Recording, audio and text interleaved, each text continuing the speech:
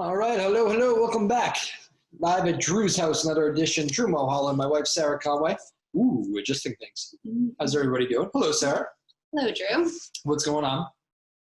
Not much. Oh, that's not true.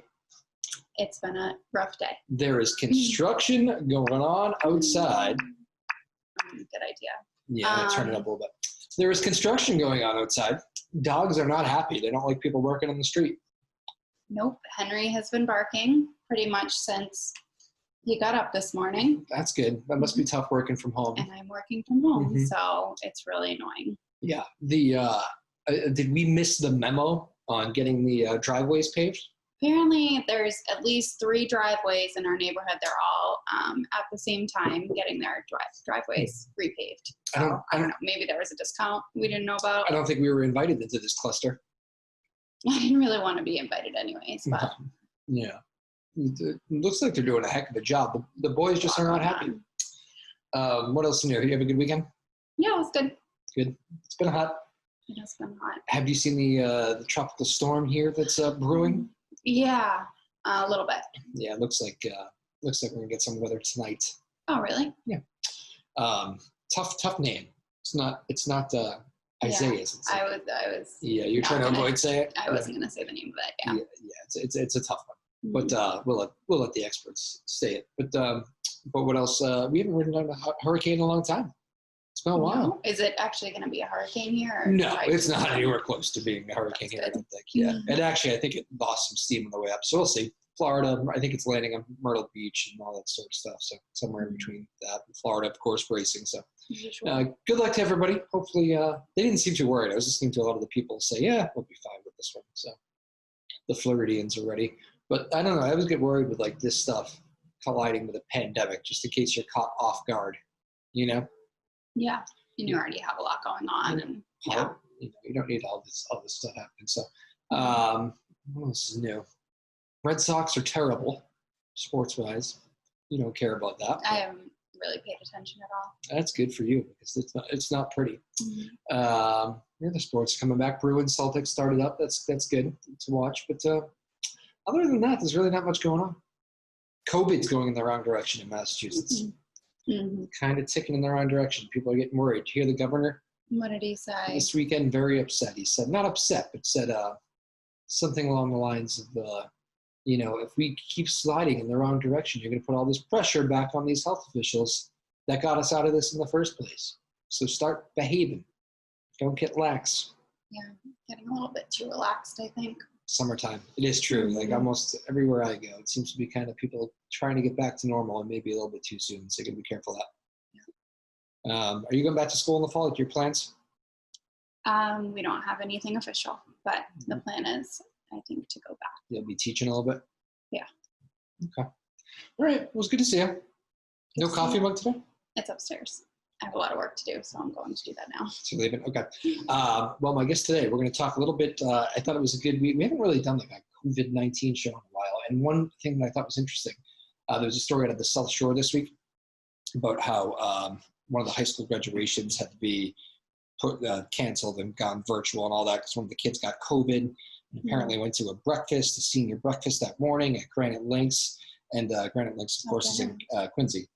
And so long story short, not only does Quincy have to deal with this problem, but it's also the school, which is in Braintree, and the kid is from Milton. So now you have all these communities, and it comes down to the contact tracing and all that. So I'm going to be joined by Ruth Jones, who is the Public Health Commissioner in Quincy, and I think she's ready to go right now. I'm going to bring her in. Saying goodbye to you? Yep. Good to see you. Okay, good to see you. All right. Ruth Jones coming in now. All right, Ruth Jones, Public Health Commissioner, Quincy, joining us. Hello, Ruth. How are you? First time on the show. How you doing? I'm good, thank you. How are you? Good. Well, let's start off with on a personal level. How has the pandemic been for you? I know it's it hasn't been an easy 2020. No, it has not. We've been working here in the health department since probably the beginning of February, and many times during the surge, 7 days a week, 10, 11-hour days. Myself, staff, so it's been a little crazy. What is, it's got to be one of those jobs that's like, has the whole description changed being in a pandemic? Well, we for years, I've been in the health department for over 20 years. Started off as public health nurse, ended up the director of nurses. So I've been on the nursing end of it before I became the commissioner. And we planned every year. You plan for a pandemic. You do pandemic, workshops, and you do tabletops. And I don't think anybody really realizes you absolutely go through it. So it's very different. Do you actually plan for a pandemic? Because there's very few jobs where you do that. We do. Yeah, that's true. That's true. We used to do pandemic planning almost every year. You had tabletop exercises, and we already had a plan in place to do vaccination if we had to do vaccination for the entire city. So it's part of what we do on a regular basis anyways. I just don't think that anybody really knows what a pandemic is until you live through one, I think. Yes, and I know. I think a lot of us were probably hoping that we didn't have to live through one. But absolutely. What has been the part of the reason that we hooked up here and we've met virtually is because you had to deal with quite a big issue on your hands this week, really. Last week, but into this week. I know it's kind of this is not a short haul. You guys had a high school student that came to the Granite Links Golf Club in Quincy, and there was a breakfast for a senior high school breakfast sort of thing. And the kid ended up having COVID, and I think a parent did as well. But long story short, the kid goes to this breakfast with all his classmates, and that becomes a problem once you test positive with 50 classmates, and they had to cancel graduation. Tell me about this whole ordeal. Yeah, so we are always collaborating with the surrounding health departments. We share information when we have cases, mutual cases. And with this pandemic, we know, there's a lot of mutual information. You get, in this case, a student that actually lives in Milton, goes to school in Braintree, but went to breakfast in Quincy. So right then and there, you have 3 cities or towns that are affected. So it becomes a big deal when people are out in public, in a restaurant with large crowds, that this virus can pass really quick. And in kids, even young adults, oftentimes they're asymptomatic, so they don't know that they're sick. And so they may not have their guard up, may not be wearing their mask when they should be, or keeping their social distance. So that just allows for it to be passed even quicker. So it's something that we take seriously. Any of these cases we take seriously. We have to contact the town of Braintree actually contacted this person to begin with, and then we contact them. And then we have to contact the facility, the restaurant, and let them know what needs to be done at this point. So it's something that you do right away. It's a lot of work for all the health departments involved, but we need to keep people safe. When you see that we're about to enter a pandemic, you probably think you're probably going to come across 1 or 2 of these big group scenarios. But when it does happen, do you kind of cringe and say, oh, all right, here we go? Every time. Every time. You look and you see, you get a call and you get off the call and you go, oh, no, not now, not another one. So you do. When you have a bunch of people that may be involved, you worry that it's going to spread even more than what you know of initially on that phone call. So it's a challenge. It's a definite challenge. On top of everything, it's very interesting because you see how a virus can work and you see what happens in a pandemic, but it can also be exhausting because it's a lot of work. You spent your life in the healthcare industry, as you were mentioning at the beginning. Have you ever, is this just a whole new animal for you? I mean, obviously a pandemic really is for all of us, but is the whole, are you able to roll with it? Or are you still every day kind of learning things that, wow, I mean, people just don't think of this? So I think, we're used to in the health department, like most health departments, we're used to doing contact tracing. Everybody hears this new term, contact tracing, and it's not a new term to health departments. We do it all the time. We've been doing it for 20 years since I've been here. And basically, we do communicable disease investigation, and we follow these communicable diseases all the time. Things like food poisonings and, the rare case of measles that you might have and things like that. So we do this normally. So we're used to doing it, I think with a pandemic, it's the amount of people involved, the amount of cases. We might be used to getting a couple of cases of a communicable disease a day, or 3 or 4 cases a week. But when you're getting in the surge of this, we were getting 40 cases of coronavirus a day. It's a little overwhelming, but you develop a system. We have a great department here, as do many health departments, where you bring in other people that from the department that are all cross-trained. Our inspectors, our secretaries, our whole staff is cross-trained. And so when we were in the surge of doing this with 40 cases a day, we had the entire staff here 7 days a week, and they did a fabulous job, and it helped to get us through that surge. Has the whole day-to-day operation changed? I imagine when you're in a building and you're working with all healthcare professionals, I imagine that is probably one of the safer places to be. Everybody's taking really extreme precautions, and I would think everybody kind of gets it. Yeah, for the most part, we only reminding. Sometimes you forget and you walk out into the hall and you don't have your mask on, and there's always somebody here going, put your mask on. But we try, it probably is one of the safer buildings because we're used to doing it. Our building, all the buildings, city buildings, like in many cities, the town closed for a while, so that when we reopened to the public again, you really had to stop and think about what are you doing to keep yourself safe? Because for the longest time we were closed, so we were only dealing with us, and we were letting very few people in because we didn't. If the health department got sick during a pandemic, we had an issue. Yeah. So we were trying to be even more careful, but we still, I bought these little things that you hang around your neck to remind everybody, keep your mask with you. When you get up from your desk, you have to put your mask on. So yeah, it's different. It's different. That's kind of, do you feel like a little added pressure? Because I wonder if, like you said, if the health department gets ill, that's not a good thing for the community. And is there a little added pressure on you as kind of leaders? Oh, absolutely. And I think it's in my entire staff. I have 2 nurses and myself, and then we have a lot of inspectors and secretaries and sanitarians. And we're all very conscious of what we do outside. A lot of people are going on vacation now, and our staff is very careful about what they're doing and where they're going because we don't want to get sick. We need a person. So it does. It changes everything you do. It changes the way you think. I don't go to a supermarket anymore. My son goes for me, or we order it. We order stuff online. I can't remember the last time I went to a store, and even with them open, I just won't go in. I don't want to take that chance. Yeah, I wonder, and I gave her joined by Ruth Jones, the public health commissioner in Quincy, which has we've had some clusters there. South Shore has had, certainly like everywhere in the state, has had some issues. I wonder if this week we have seen the Massachusetts numbers. We've been kind of saying, it seems for the last couple of months, trending in the right direction. This week, we've kind of stopped saying that. We're seeing an uptick in the wrong direction. I wonder, as a public health official, if do you see people getting a little bit lax here as the midway point of the summer comes along? What's your overall opinion? The dog has an opinion. Hang on one second.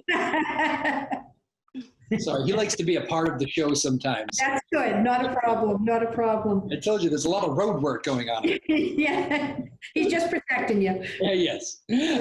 Sorry, but you were saying? So I do think, that it has changed everything that we do. It definitely has changed everything we do. And I think that when the numbers started to go down, we were all happy that the numbers started to go down. And in about 3 weeks, maybe 4 weeks ago, we were down in Quincy to probably 6 cases, 6 total active cases from 40 cases a day. And then I started to see the cases creep up, as did, everybody. I think it was just not the surge of cases that we're seeing in Florida, but we are seeing a definite uptick in cases. And I think that when we had those cases down low, people got a little lax. I think people thought, well, this is great, COVID's gone. And that's the biggest mistake I think people can can work on that it's not gone, and it's not going to be gone for a long time. The things that we're doing now, we're going to have to keep doing really until there's a vaccine and people are actually vaccinated. But I think, yes, people got lax. They didn't do social distancing. You saw this beautiful weather. Summer was finally here. People decided, well, I'm going to go to the beach. I'm going to go out. The restaurants started to reopen. I think the combination of everything just caused people to be out more and to put their guard down a little bit. And I think that's where we're having a problem.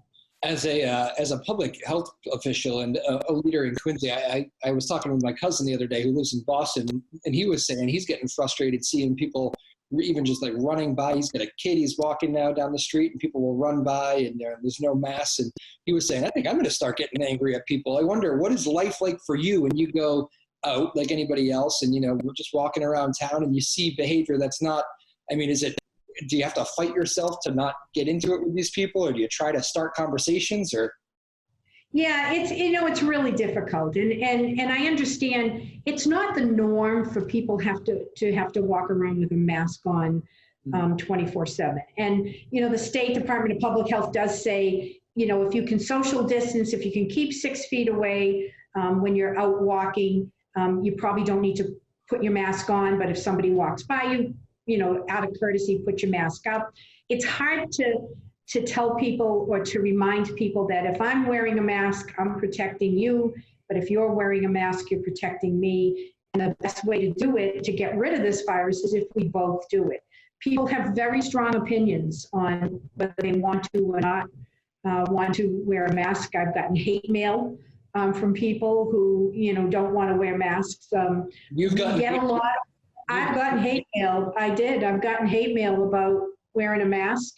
And then on the total opposite end, people thanking us, for doing what we're doing. We have the health department on top of what we're doing health-wise is one of the things that we're mandated to do by the state is follow up on complaints for all the different phases that businesses are reopening. So if someone is not doing the right thing in a restaurant or not doing the right thing in a store, retail store, it's our inspectors that go out and do those kind of complaints and respond.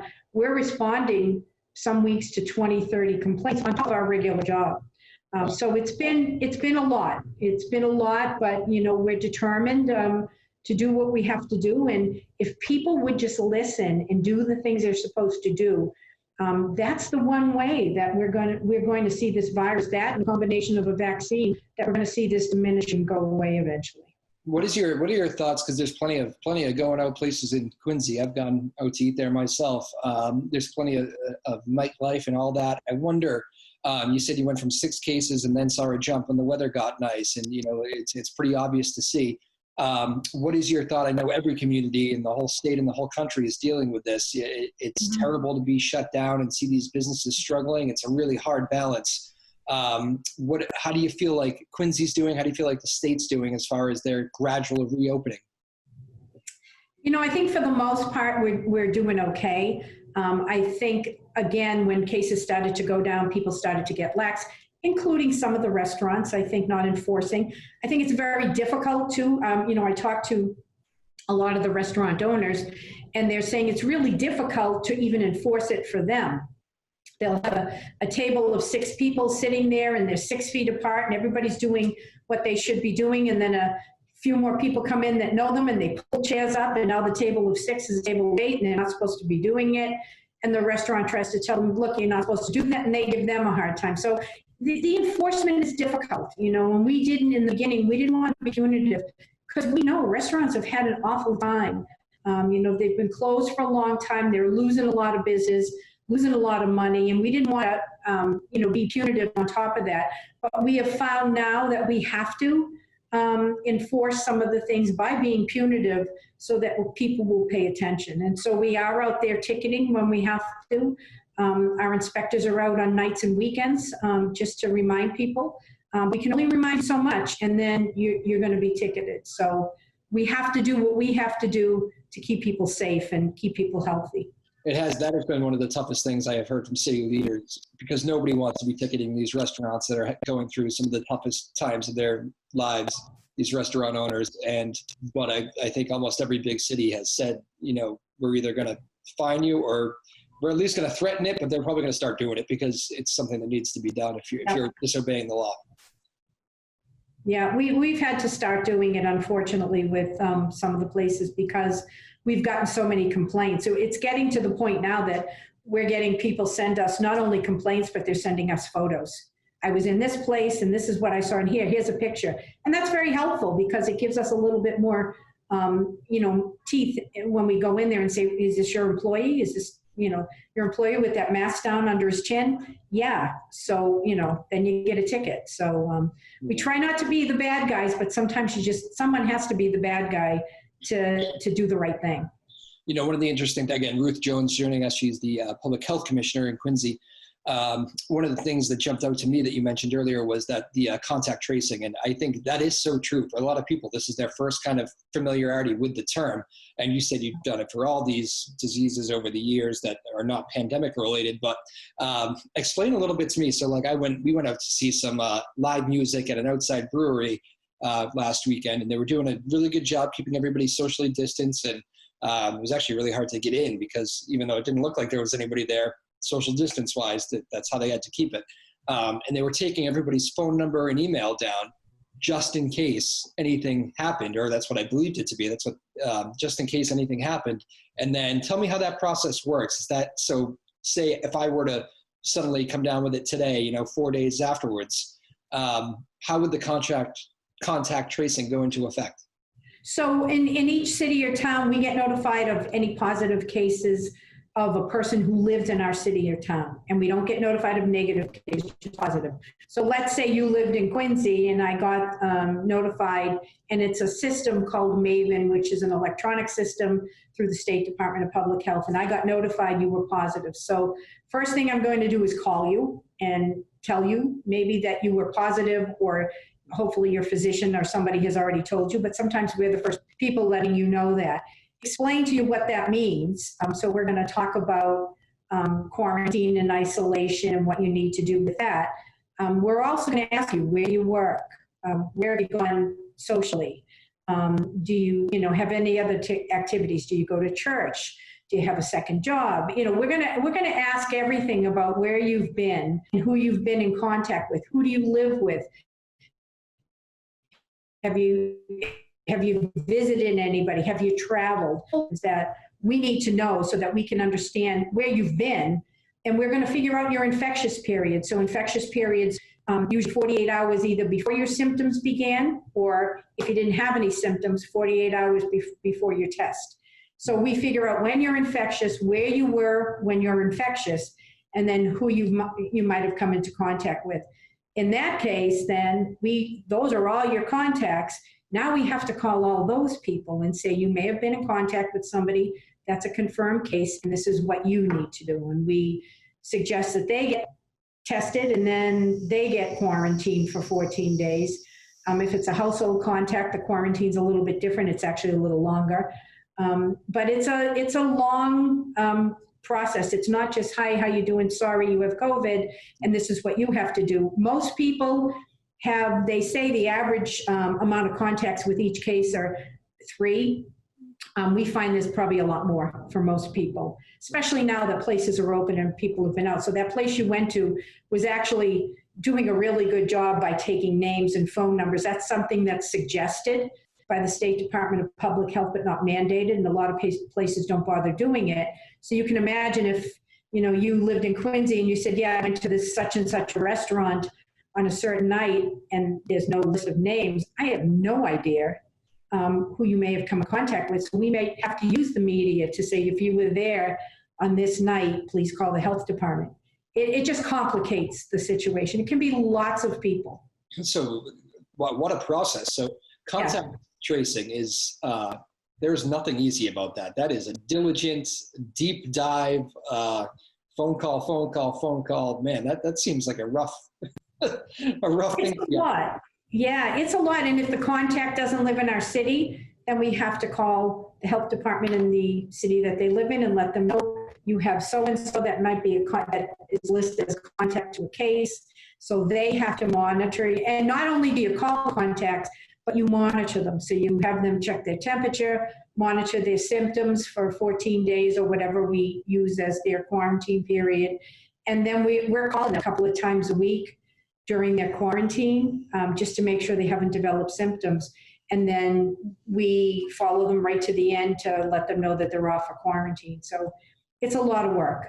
Well, that is fascinating. And what is that call like, to call somebody? I'm sure that some people you call are a little bit in shock. And I mean, this is a scary thing, especially if you have underlying symptoms, or if you're in that vulnerable, age bracket, or, if you're older or have had even just not little things, but, asthma. I mean, that's a big one. Right. Stuff like that. I grew up with asthma, what is that phone call like? I'm sure you have some people pick up, you tell them they're COVID positive. You're the first ones to tell them that. I'm sure you have some people kind of freak out a little bit. Oh yeah, we have had people, we have people that are very appreciative. Thank you for letting me know. And we try to obviously calm them down and explain what they need to do and what they need to watch for. We've also had people scream at us, hang up on us. People who said we've ruined their vacation or their kids' vacation, and scream. And so it ranges from the very nice to the very rude. And I think part of it is because people are afraid. And so we hope that when we're talking to them, we're explaining enough so that it kind of calms their fears a little bit, but makes them aware and what they need to do. How do you move on to the contact tracing part when somebody's rude and screaming, "You've ruined my vacation"? Yeah, that's sometimes difficult. A lot of times we let them wait for a day and then call them back again and say, look, we really need to do this because it could pass very easily. This virus spreads very quickly. We want to make sure everybody is safe. And there are people, we've had to, in the beginning, in the surge, we had to have the police department detectives come in to help us find some cases because they just wouldn't answer. We'd call, the number would be wrong, or they wouldn't answer. We'd send a letter.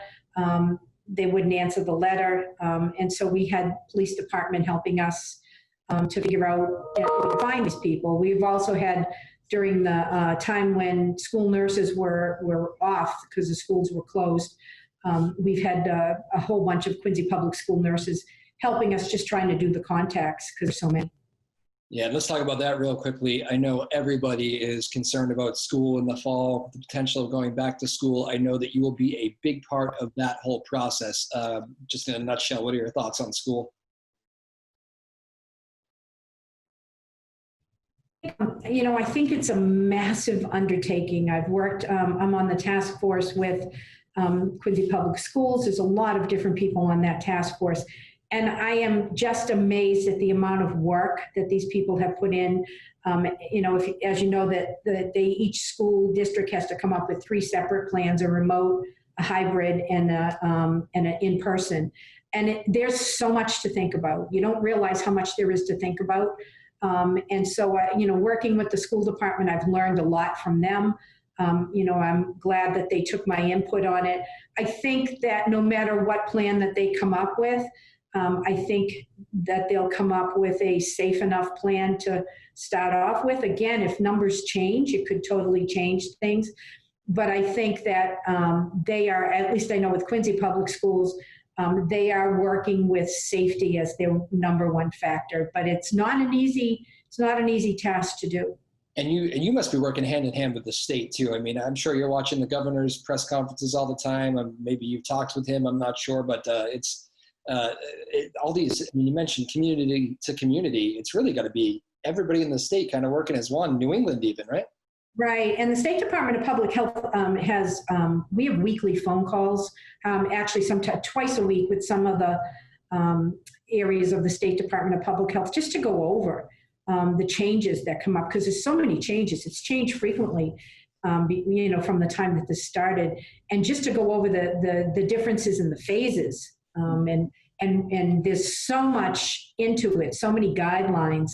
And just to keep updated, you have to keep this network going. So, I watch the governor on TV. I do the phone calls, a lot of the phone calls with the State Department of Public Health, just to get updates and they answer questions. So it's very helpful. I see a community like Somerville say, we're not going to go forward with the rest of the state right now. I wonder, you see a big cluster like you had at Granite Links, that, you must be telling people like, listen, we got to get control of this, or that can be us. We can go roll back too. Right. And one of the things I do on a regular basis, almost on a daily basis, is have a conversation with the mayor's office. And so we very carefully look at the numbers and have these conversations that, look at, my numbers are going up a little bit. I'm a little concerned. We need to do this, we need to do that. And that's when we got a little bit more punitive and put out some advisories with the licensing board and the police department. And we work really, really good with all our departments because we're all involved in this. Every one of us is involved. It affects an entire city. And so you really have to look at all the different aspects and how can we work, with these departments to make it safe. Fascinating stuff. Ruth Jones, thank you so much for the time. It's been very informative. I really appreciate it. Can you do 60 seconds of rapid fire with me? It's just random questions. I do it with every guest. Sure, go ahead. Favorite musician? Sinatra. Sinatra, all right. Favorite movie? Goodfellas. Favorite class in school? Shakespeare. Oh, wow, okay. Favorite quarantine activity? Watching TV when I can actually sit down and watch TV. There you go. Funniest person you've ever met? Ooh, that's a good one. Funniest person I've ever met. God, I don't even have an answer for that. I don't know. How about funniest person It can be like a comedian. It can be famous too. Robin Williams. I think I agree with that one. I think that's the one that keeps coming to mind for me. What is the best career advice you've ever received? To help the people that come up behind you, especially in nursing. If you get to the point where you're at and you like your job and you're in a good place, you have to give back. You have to help those coming up. I've learned so much from people ahead of me that have helped me. And I've seen, when people haven't helped you, how difficult that can be. So, turn around, look behind you, see who's there, help them. And this might overlap a little bit, but what's the most rewarding part about being in the healthcare field? Just helping people, just being able to have the knowledge and the know-how to help people and keep them healthy and keep them safe. Good stuff. Ruth Jones, thank you so much. I wish you all the best. Stay safe out there. And thanks for all the good work for the community and the state. And let's hope we get through this quickly. We will. Thank you so much. Stay safe. All right. You too. Thank you, Ruth. Okay. All right. There you go. Ruth Jones, the Public Health Commissioner in Quincy. I don't know Ruth. I happened to stumble upon her with a news story that we were putting together the other day. And just a little bit of the off-the-record conversations we had, I said, man, her job is hard, and it's very interesting. So I hope you enjoyed that and got a little bit out of that. Sometimes you just stumble upon these guests, and here we are in a pandemic, and you don't realize what some of these jobs are. I mean, you see the governor and a lot of these big city mayors out there on the front lines talking to the people.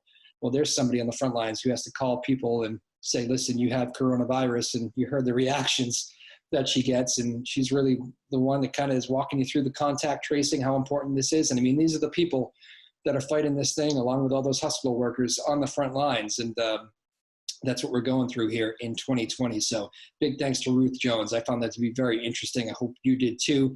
Good way to start the week there with a show like that. All right. Big thanks to Sarah Conway as well, getting the show started with us. My name is Drew Moholland, live from Drew's house. Another edition. Great to see you all again. We'll have another show for you here before the week's out. So keep an eye on for that. All right. Should be good. And should be having some nice weather, I think, at the end of the week here again. So enjoy that, but keep your social distancing up and all that good stuff. And we'll get through this together. All right. See you next time. Live at Drew's house. Bye-bye now.